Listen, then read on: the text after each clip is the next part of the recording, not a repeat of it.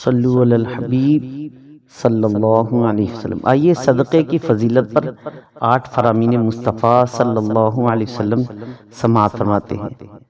معجم کبیر کی حدیث پاک میں ہے کہ سرکار دو عالم صلی اللہ علیہ وسلم نے ارشاد فرمایا، صدقہ برائی کے 70 دروازے بند کر دیتا ہے۔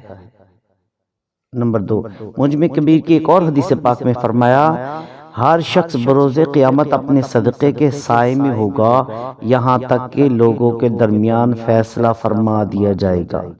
نمبر 3، شعب الایمان کی روایت میں ہے، فرمایا سرکار دو عالم صلی اللہ علیہ وسلم نے کہ بے شک صدقہ کرنے والوں کو صدقہ قبر کی گرمی سے بچاتا ہے اور بلا شبہ مسلمان قیامت کے دن اپنے صدقے کے سائے میں ہوگا۔ نمبر 4، ترمذی شریف کی حدیث پاک میں سرکار دو عالم صلی اللہ علیہ وسلم نے ارشاد فرمایا، نماز ایمان کی دلیل ہے اور روزہ گناہوں سے ڈھال ہے اور صدقہ خطاؤں کو یوں مٹا دیتا ہے جیسے پانی آگ کو۔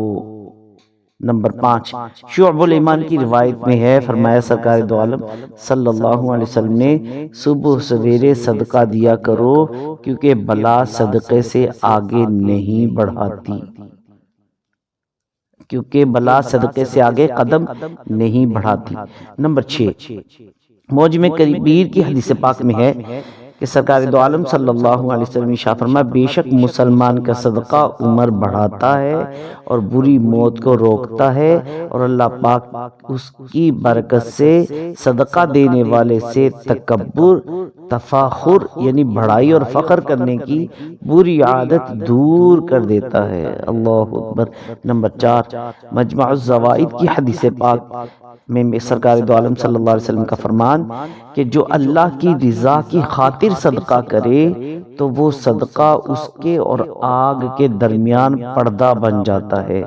نمبر 8، فرمان مصطفیٰ صلی اللہ علیہ وسلم، بے شک صدقہ رب عز و جل کے غضب کو بجھاتا ہے اور بری موت کو دفع کرتا ہے۔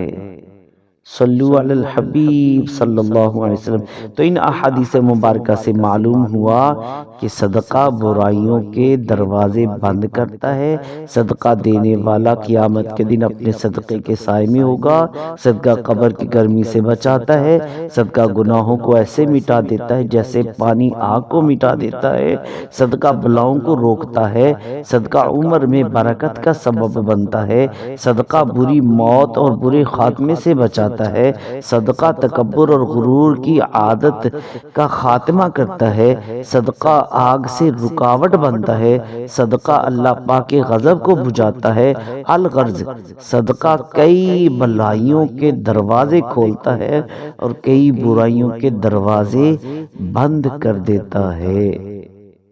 صلو علی الحبیب صلی اللہ علی محمد۔